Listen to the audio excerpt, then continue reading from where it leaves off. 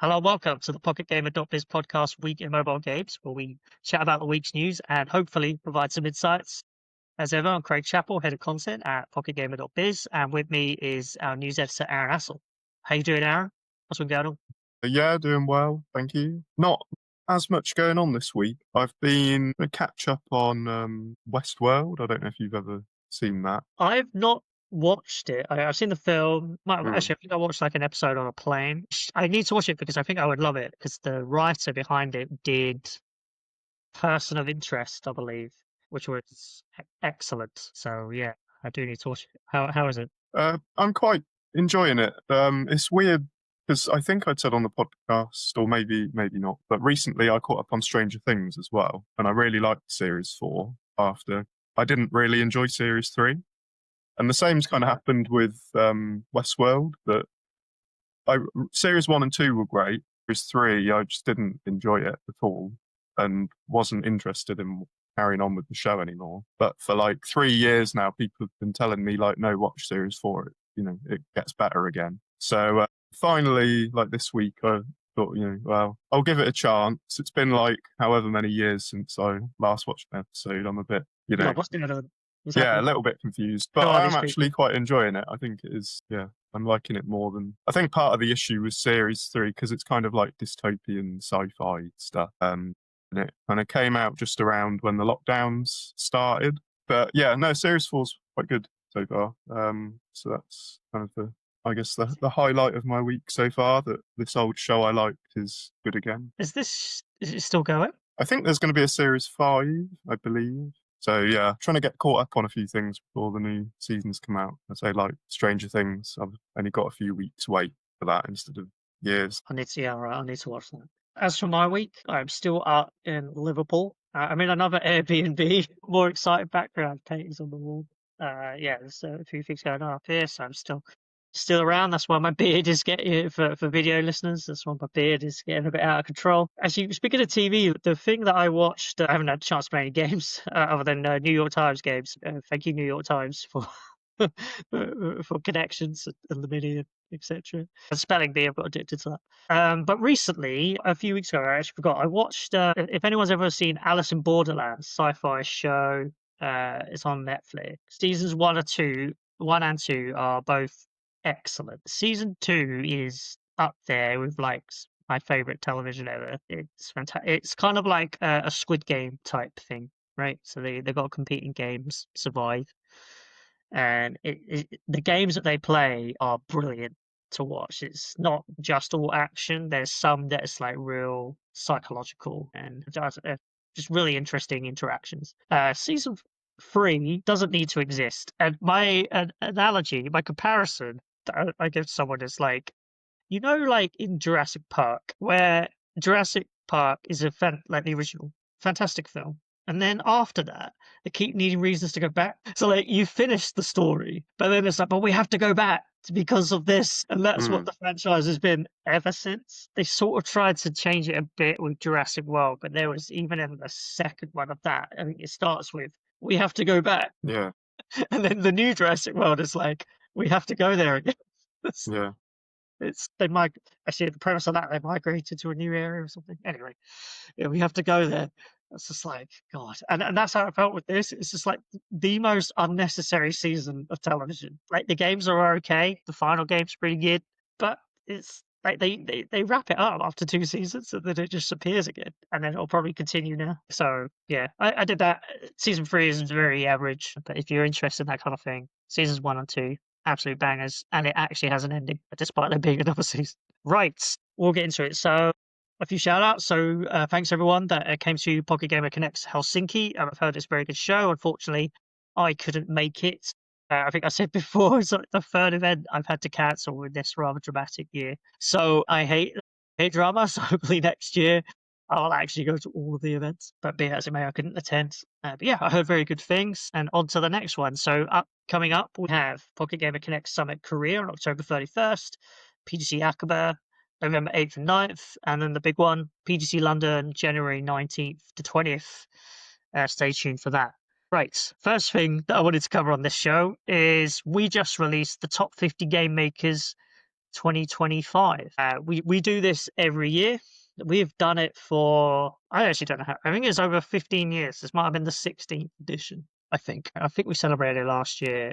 And yeah, it basically looks at, it's an editorial decision, and we try and consider basically all the factors, right? Successful new games, successful live games that have been going for years. Maybe they've been notable in their expansion, whether through M&A, investments, and obviously like not just about money though, right? It's like, were the games they released good? And we take various things like that all into account, and we try and say who over the past 12 months has been the best developer out there, or like the most notable, that sums up where we are in the industry.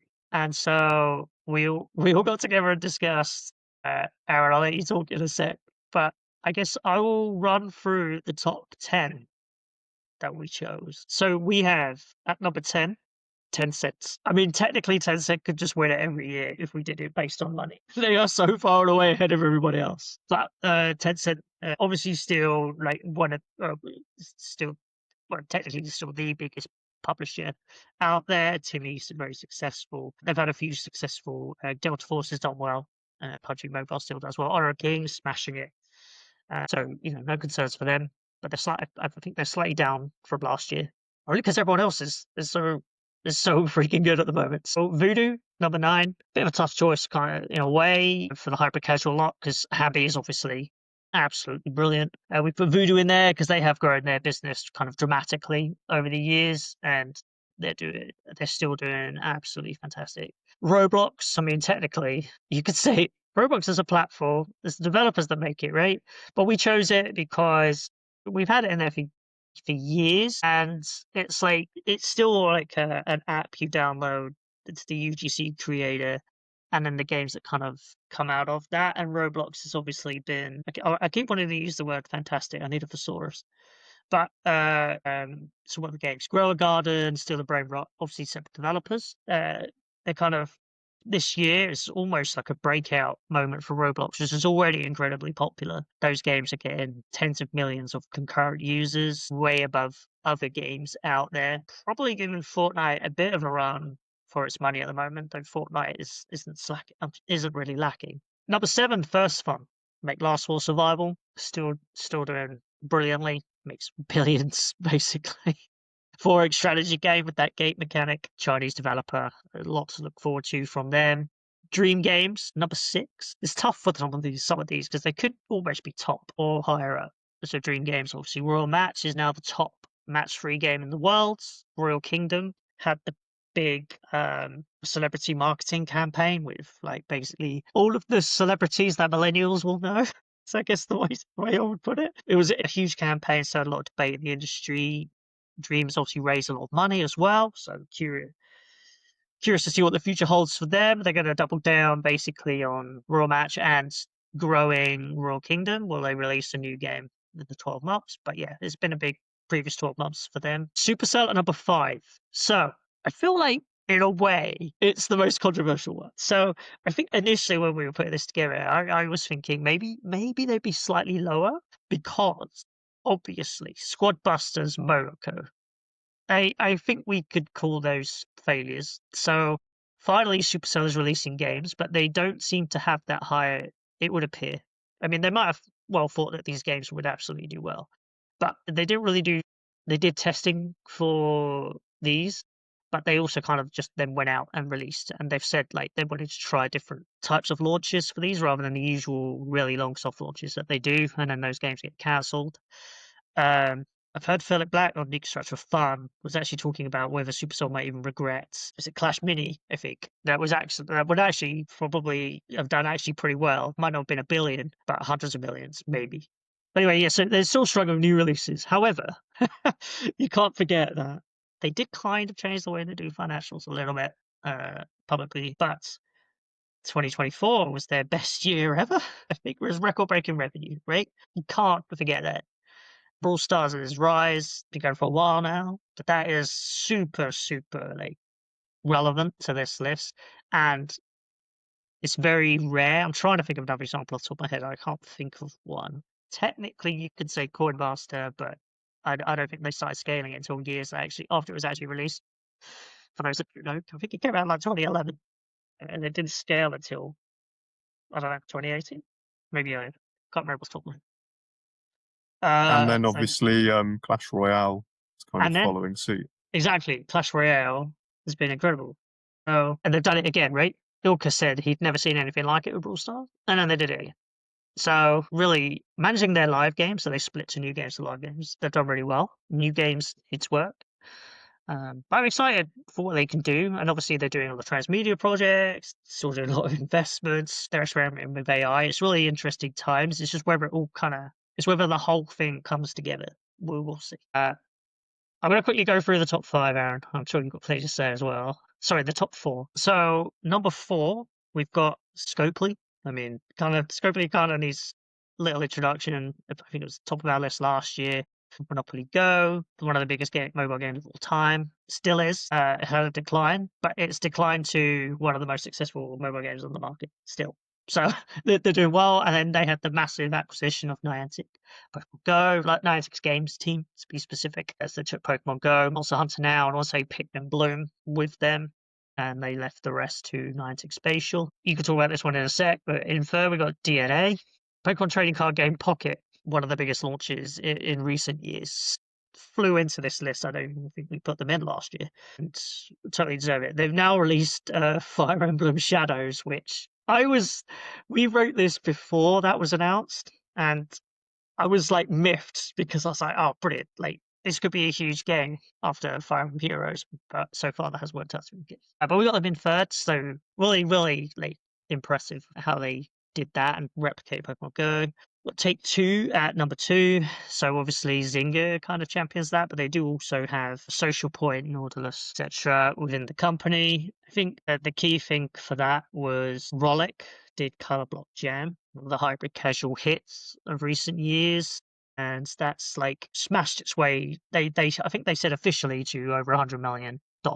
My sister plays it at the moment. She doesn't play that many mobile games. Well, actually, she does through free cash, but to get some money out of it. So apparently those things do work, anecdotally. And what was the other game? I nearly forgot. So and Match Factory has been a huge success, right? So, and I think Toon Blast had its own spike. So at one point I was thinking they'd actually be a good contender for the top of the list. Like, we discussed this with the team. I think I initially did have it at the top because they've mastered the live ops, but the challenge that Zynga had, especially since the Take-Two acquisition and those mobile studios, was those games are kind of stable or declining, and they hadn't really released a new big hit for years. Now we've got it. So I think this might need a correction later. I think Take-Two might have even written off some of the Zynga deal as a bit of a failure, like money-wise, financially.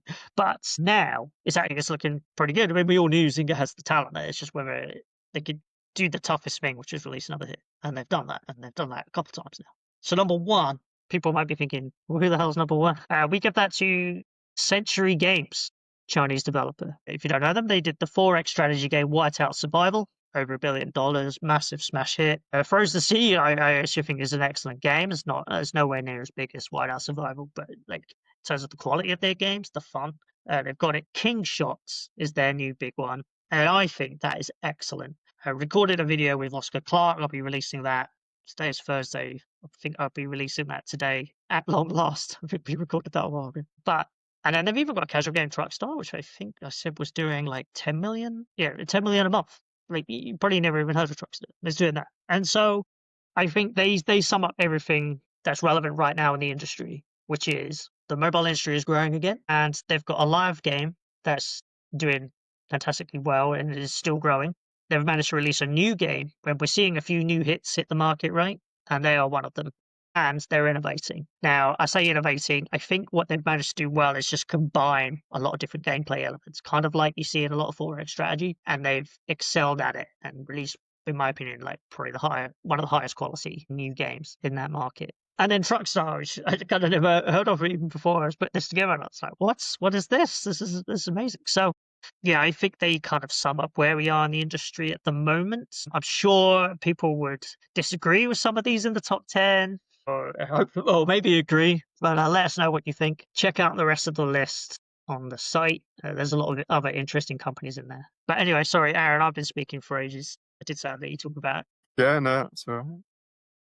any sort of thoughts about the top 50 or our discussions or Yeah, so I companies guess you're to taking out? start with, it's I guess worth highlighting. It's always quite an enjoyable, interesting debate, kind of putting these lists together, kind of because everyone's got their own opinions on where everyone should rank, and I guess it's the balancing act of like does someone doing a big new game outweigh someone's old game, really taking off, and so many different factors go into it.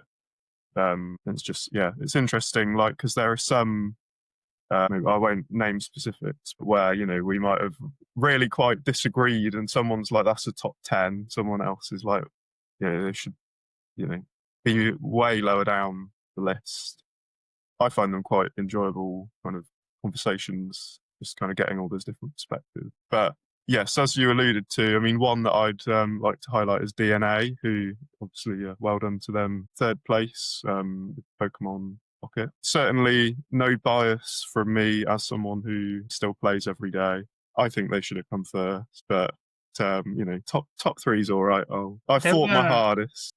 there were a few contenders, right? A lot of it was between DNA, Century Games, and sort of Take-Two/Singer. And to be fair, some of these others could have been top as well.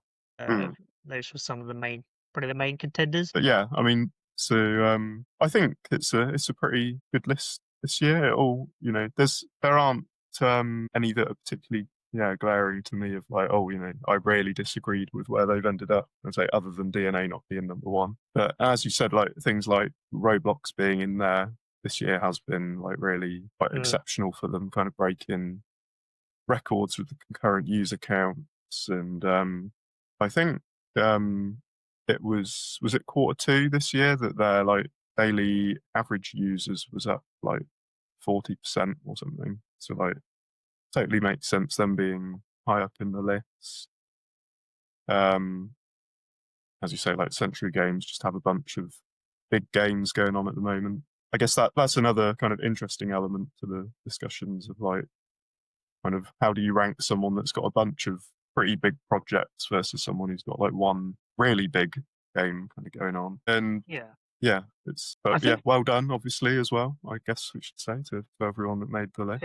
Yeah, I mean, and obviously the companies that aren't on the list, like there's so many amazing games companies in the industry right now that it's not a slight to them by any means. And I'm sure some people will think, why is this company missing? As is the nature of these things. I wanted to do a few quick shout outs of some other companies that we put in here that I just been really interesting. So Moon Active was a difficult one. I think that could potentially have been top 10. They've made some really like notable acquisitions, but they keep quiet about it. And one of the most interesting things about them right now is that, well, I think they have I remember now, they have like the biggest merge game on the market in Travel Town, which I think is a UK studio. Um, Magmatic, I want to say. I don't have all that in front of me. I'm just trying to guess. But if it's not, then the other notable game, the other notable company is Microphone, which also I think, is now the merge market leader.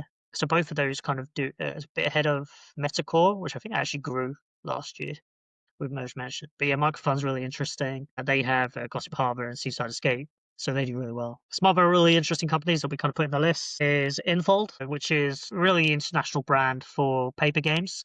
It gets really confusing with some of these companies that have multiple names. It's like MiHoYo. It's like, what do we put that under? I think we just put it under MiHoYo this year. Last year, I think we had HoYoverse. So HoYoverse is the international name. MiHoYo is the developer in China, and then I think it's like a business holding in Singapore. It's called Cognosphere. Very confusing. Well, confusing for me because I can't remember. I find it hard Yeah, to I differentiate noticed between three names. AppMagic a while ago. It said Cognosphere, and I suddenly like my heart stopped, and it was like, have they like sold it Oh, to God. someone? And then it's like, oh no, We got Habby, as I mentioned in the list. Triple Dot. That was an interesting one. So obviously, the, the I'm so confused by the whole deal, but like basically, freaking out, what was it? $400 million acquisition plus 400 million like stake that AppLovin has in Triple Dot, which now owns all of AppLovin's game studios. So that was super notable. Then Triple Dot has basically gone from a very successful UK developer, but very much flew under the radar with an ads powered mobile games business, to one of the world's biggest publishers suddenly. Like, I think now at least half the portfolio is like in-app purchase driven. Super interesting time for them. We'll see what they do with that, if they can handle like the weight of that. Konami, I think, was new this year that we put in just because of the absolute growth of. I was about to call it Pro Evo, but eFootball doing exceptionally well. I think Yu-Gi-Oh! Masters Duel pretty well. Bandai Namco was a surprise to me because I always put it in the list, and every time it's in there, I always be like, I'm always like, they're live ops specialists. It's like kind of what I know them for. But then I think you were the first to see it, Aaron. Was the Gundam game? Mm. It's next. It's done really well. We got Epic at 30. That was a difficult one, but they did. Well, other than everything that they've done for the industry, Fortnite is back. It's hard to see how it's doing because people may still have had it installed. You don't count repeat downloads on your account. The money may not be going through the App Store. So it's hard to see how well it's doing on mobile. Blitz Royale had a few 100,000 concurrent users, so I think the mobile stuff's doing pretty well, but it's hard to get insights. GDev, it's more like a conglomerate of studios. They have Hero Wars Alliance, Idle Zombie Miner, Pixel Gun. Us Two, Monument Valley 3, of course. Hungry Studio, Block Blast, of course. Select Button, that was a difficult one. Pokemon Sleep. It's more like the gamification style stuff, but I believe the actual development has actually been transferred to the Pokemon company itself. Apparently, they're a team within that. The Select Button may only be a few people, but they did make the games with them. And loads of others in there. So please check it out. I'll put a link in the comments. Right, we're going to move on from the top 50. As I say, check out the link to read the full list, and you can see previous years as well. We'll do it again next year. So the big thing in the news this week: Supercell CEO Ilkka Paananen has been sounding the alarm for the European games industry that new proposed regulations could kill it. He's referring to the Digital Fairness Act, for which the European Commission launched a public consultation in July, which ends. So this was released this week. The date now is October 9th. The consultation was launched in July, and it ends on October 24th. There has been sort of murmurings about it for quite a long time. So, you point out, Aaron, in January at Pocket Gamer Connects London, Isabel Davis from Wigan was kind of warning about this is coming. Need to sort of prepare. And there has been earlier this year, I want to say Star Stable Online kind of fell foul of some EU rules. So there's a bit of like, it's kind of to do with child protection and purposes, how you advertise those, promote deals and stuff. So the EU's been watching it. The basic issue at hand is how in-app purchases could be regulated. There's a few things going on. I'll put some links in the description. So it's kind of like with real currency pricing, in-app items recognized as a full purchase, right? The problem with that is that as they stand in game economies free to play, they can be very much linked with the actual game design, and they're quite heavily meshed together. So you can pay for hard currency, but you may also get something in the game which gives you kind of that hard currency, and then how do you put the price on that? And people are worried that anytime you get any version of this currency, you have to tell players, come up with a screen going, do you agree with this, etc., this value, which you'd have to then, I guess, make it. It all gets very confusing. I'll go into some opinions on all that in a minute. Yeah, very much sounding alarmed. It basically brings fundamental changes, and people saying it could be similar to ATT and IDFA. Also seems so. Mishka Katkov mentioned IDFA. Matej Lazaric also mentioned the same thing, but ATT. Although Matej was interesting, so we asked Mobile Mavens, and he contributed to that. He's also done a video with 2.5 Gamers. Check that out. I think he said like it might be like ATT. We'll see. Ilkka, very concerned about it, wrote a big letter and said it kind of basically would kind of cripple particularly Europe's games industry. Big companies like Supercell, of course. I guess a few opinions on this. I think some quarters of the industry will never accept free to play. And I think it's a difficult one, right? But there's people out there that will just, and like, for example, in Games We Do, like, I think some sites, mobile gaming is very derided, but I guess I had this explained to me is I guess one of the reasons potentially for that is because a lot of those sites basically write for PC and console audiences that don't really like very core audiences that don't really want to play some of these mobile games, so that they have the license to be a bit like, this is back. Oh, it's a mobile game, which I think is wrong, but I you kind of get it. I think one of the sorry, so I think one of the factors that regulators and critics, I think, don't understand fully about free to play is that consumer. I'd say there are caveats to this. Consumers have overwhelmingly voted for these experiences through their actions, so they like them, right? I think they love free to play games because they're played by hundreds of millions of people around the world. Like, if I just forget the money, like sometimes the loot box experience can just be fun. I think the problem obviously becomes when publishers take this too far. Obviously, Star Wars Battlefront 2 is the big kind of controversial one, and I think that can and does happen. Like, for example, I think odds should be very much labeled for these things up front, so you know exactly what you're paying for. I think it is good when they show you what you could get. And I think some games, like with gacha and loot boxes, they don't show the odds very obviously. Like, you have to go to some external website, which literally no one will ever do. So I think there are some problematic issues. But I think simply dismissing the business model is really unreasonable. And I think there's concern, but it's only in consultation at the moment, and I think it's still a few years away for any of these regulations in the EU to be implemented. But there's concern that it'll really upend everything that's happened, and I think in the wrong way. But the other side I wanted to say is I think there's the rub here, right? That if an industry fails to give regulators respect, which I don't think the games industry ever does, I think the games industry just thinks, sorry, it's kind of as like one blob there, isn't it? But like, I think publishers, top publishers, just think we'll do whatever we want, and we'll do whatever we want. What are you going to do about it? I think, and I think they'll take it as far as they can. Now, obviously, it's difficult because if someone's doing it and you don't know that that will get banned, that business practice, are you just behind if you don't do it? Which maybe some publishers think. It's kind of a bit insidious way of talking about it. I can see it's difficult, but ultimately, I think trade bodies and organizations in countries and regions, like in Europe, European Game Developers Federation, separately in the UK, like UK, I think I think there needs to be greater pressure. Sorry, there's two things they need to do. We don't see a lot of this publicly. I've heard from a couple of people that the EGDF is, Ilkka says himself, and Mavens has said it, that the EGDF is lobbying on the industry's behalf, have been for months, about this and trying to make sure there's like expertise coming in. So it's not just, which is still very relevant, but it's not just consumer input and feedback on these potential new rules. It's industry-led feedback it's industry feedback that also says like the realities, the mechanics, why things happen, could actually potentially provide actual data on player happiness or unhappiness. Obviously, then you have to take their word for it. But I feel like games never lobbies like tech does. I know they're quite closely intertwined, but I can't remember what company it was. Is it Apple or Meta or Amazon or something? I'm sure I heard a long time ago that like for every seller they have like two lobbyists. They hire these people full time to just lobby because it's important to get their opinion across. Now, I can say that I'm not that big a fan of lobbying in some cases, but like you've got the option. The games industry needs to take it a lot more seriously.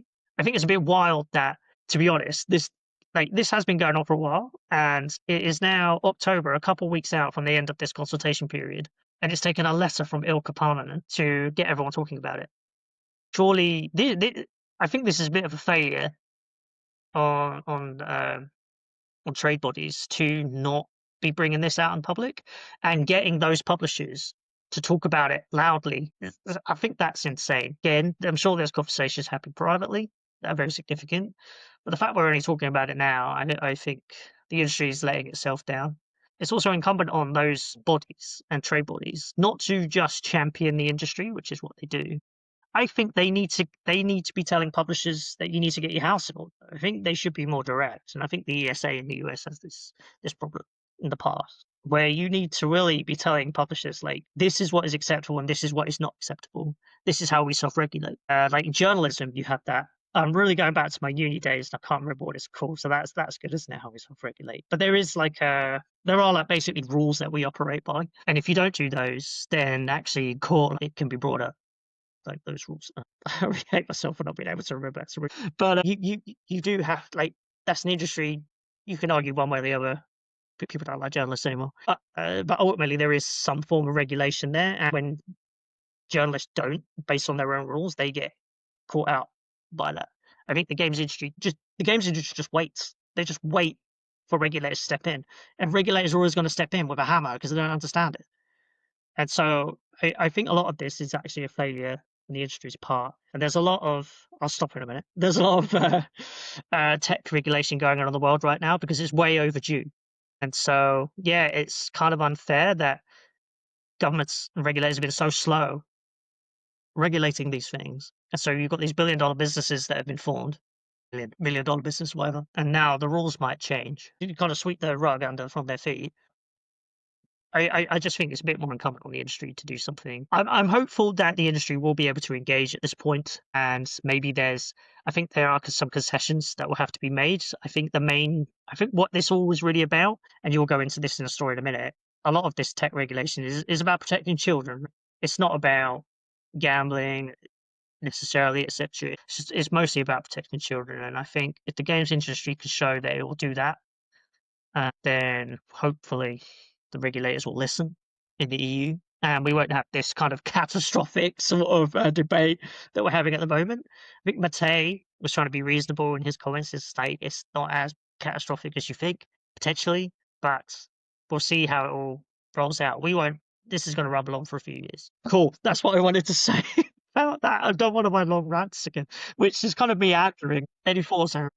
Yeah, so I guess as you say, it's interesting. It's kind of taken this long for the conversation to really pick up because obviously it came up in one of our meetings earlier in the week, and then yeah, I was thinking like I'm sure like I heard something about this at like Gamer Connect, and so like I looked back at my coverage and it's like yeah, like there was a talk on it from Isabel Davies back in January. Like it's not like this has suddenly come out of nowhere this week. It's just people haven't really paid it attention, I guess. So she talked about it, kind of warning developers and publishers, I guess, to yeah, prepare for this conversation that was kind of inevitably coming. She said about there was a digital fairness fitness check which was published in October last year as kind of a review of EU consumer law. So off the back of that, she kind of said that there'll be quite a big impact that she thinks will kind of shift the conversation for the next like 5 years for like free-to-play games. And basically said that like the report suggested there's an issue with like addictive game design, which they sort of described as being like daily login bonuses, or particularly like punishing a lack of play, like kind of I guess missing out on things if you aren't playing regularly, or in games where like if your base gets raided while you're away from the game, that was kind of spun as being like you're being punished for not playing, so you're kind of trapped into playing the game, which I think it's a bit more nuanced than that, really. But mainly what sort of struck me this week is that yeah, just suddenly it's come up again after it was a kind of known thing that was going to be coming up. Yeah, it's taken until like Ilkka's made a statement about it for anyone to take notice, it seems. I think so. I've been reading through call it report, the paper that they release, and the cool feedback consultation. I think if I remember right, it mentions like dark patterns, which is what you're saying. It mentions like quite a few things actually about games, which is interesting. Again, I guess like if we're real about it, like I think the best games on the market are just they try and focus on fun, but there are sides to the mobile games free to play business, which is and tech, because the ultimate thing about this, right? I'm going to get my points confused now.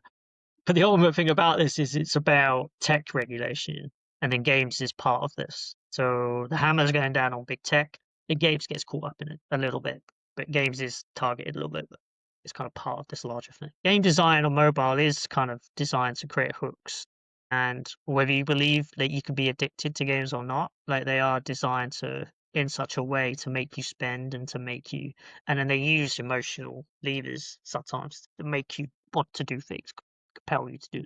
So there's a lot of things to look at. I think the games industry does have to kind of. I think publishers have to look at themselves a little bit, and they can't just have everything they've ever had and have the cake and eat it. They're gonna have to be some concessions, and I think there's gonna have to be some sort of wider. I know you can't do this on a global level, but regionally and by country, there's going to have to be some sort of, what would you call it, a charter, a rule book that companies are advised to abide by. Again, that is incumbent on the ECGF and individual trade bodies within the EU and outside of that, also UK, USA, etc. But the last thing I want to say is I've been blaming like everyone else. I would actually say that it's a bit embarrassing for media and like me, for example, right? It's like we haven't been talking about it either.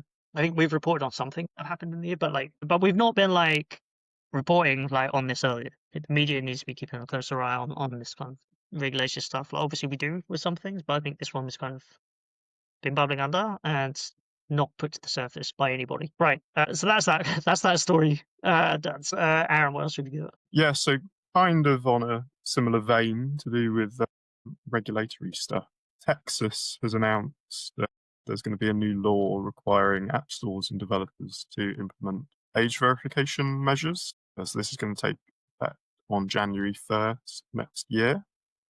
And basically it means like Apple account users in Texas specifically are going to need to confirm that they're like 18 or older, and anyone under 18 will have to join a family sharing group to get like parental approval or approval to be able to kind of do stuff on the App Store, which I guess includes like downloading apps and stuff. And apparently, yeah, developers will need to update their apps to kind of comply with this. And there are similar laws apparently going to take effect in like Utah and Louisiana next year. There's not a vast amount more, I think, that we know about it at the moment, but I think it's interesting, like worth noting, and we were kind of touched on it before the podcast earlier today, but like quite how it's going to work, like just in Texas, or whether, you know, how you specify the part of the United States someone's in, or whether it will end up kind of becoming a bigger thing in the country. I think it's just kind of going back to the EU stuff. Tech regulation is coming, particularly targeting child safety, and this is just a greater global movement towards that. Yeah. It's not going to slow down. The implementations end up being, because again, it's governments, regulators. How do you do it? Also, companies are very just. How do I describe this without swearing? It is again like, we're going to do what we want. What are you going to do about it? And then we'll do the bare minimum if if you think we have to do anything, or we'll just make people do it. And then suddenly someone goes, "You've got to do this," and everyone's like, "Whoa, whoa, whoa! How could you can't possibly do that? So that's impossible laws to follow." Like, now we have to do facial recognition, or whatever. I don't know. Do identification for children. It's just like, dude, like you do actually have to engage with regulators. You can't just ignore it and act aloof. Like, I think that it's an insane attitude. Like, another story that I did want to quickly touch upon is so AppLovin. This week, their shares fell as much as 19%. So every now and again, you get one of the short seller reports, but this one was actually pretty serious. Following those short seller reports, I think they were earlier this year. A lot has happened this year. And they were kind of looking at the practices that AppLovin uses for its ads business, which has been very, very successful. It's outgrown its competitors massively. And there was also, I think part of the key issue of this, so there's an SEC did I say this? There's an SEC investigation into AppLovin and its data collection practices. And I think the key part of might have been that it's because one of the allegations was about the data of children being used. And I think once the allegation is made, then the SEC has no choice but to investigate that, surely. It could just be sort of, kind of, the nice way to put this could be that it is actually just sort of run of the mill. They have to do this now, right? Fast growing company. Allegations have been made specifically about children.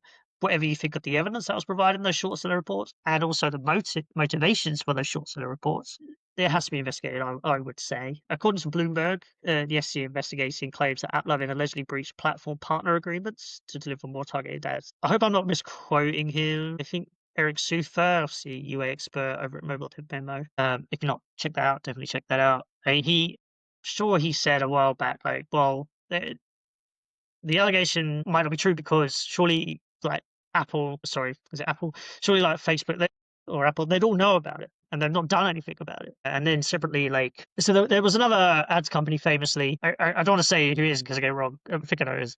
That famously was kind of like banned, right? But and you know, could this happen again? AppLovin said, we regularly engage with regulators, and if we get inquiries, we address them in the ordinary course. Material developments, if any, will be disclosed through the appropriate public channels. One of the most interesting thing about this was the SEC's probe follows a whistleblower complaint and then recent short seller report. So there is an insider potentially at the company that is making some claims that they've decided they have to investigate. So I'd say it's actually pretty serious. Whether anything comes of it, don't know. My thinking, as wider context to this, just something to think about, is that if we go back to App Annie in the market intelligence space, before they were called Data AI, this is why they rebranded to Data AI. They got in trouble with the SEC, and I think if I remember right, an investigation took years, because what you're not allowed to do in market intelligence is show public company data, accurate information in the platform. So if you've got data directly from a public company, you're only allowed to put that into like the algorithm to create estimates. You're not allowed to basically front that on the platform. And the allegation was that App Annie did do that. They got fined $10 million. In the scheme of things, slap on the wrist, but I think that was kind of a bit fatal for that company. And then later, obviously, since Tailball. But as a result of that, other market intelligence firms then also were investigated by the SEC. Sorry, what I'm trying to say is, I think what might happen now is that actually other ads companies will be getting the call. If they probably already had it, if I was to guess, from the SEC to say we want to investigate your ads practices as part of a wider look at this industry, which a lot of people out there are saying, oh, ads companies do this, etc., etc., etc. These got shady things. And so, if any of that's true, there could be a bit of a reckoning. I don't know. I'm probably being a bit dramatic. Maybe nothing will happen, right? What they do is ultimately fine. But I'd say at the moment, I think this would probably be bigger than AppLovin. Right. But it's been great. Thank you, everyone, for tuning in and listening, especially to my ramblings today. There's quite a few. Hopefully some of it was interesting, accurate. And thank you, obviously, as always, Aaron, for being on the show and providing your insights. Yeah, thanks. It's good to talk top 50 and regulation. And regulation. Sorry, I was really on one today. And then, yeah, everyone have a good weekend. And sorry I didn't see you in Helsinki if you were there. Hopefully for the next one. Definitely London. All right. Have a good one. We'll see you later. Bye. Bye.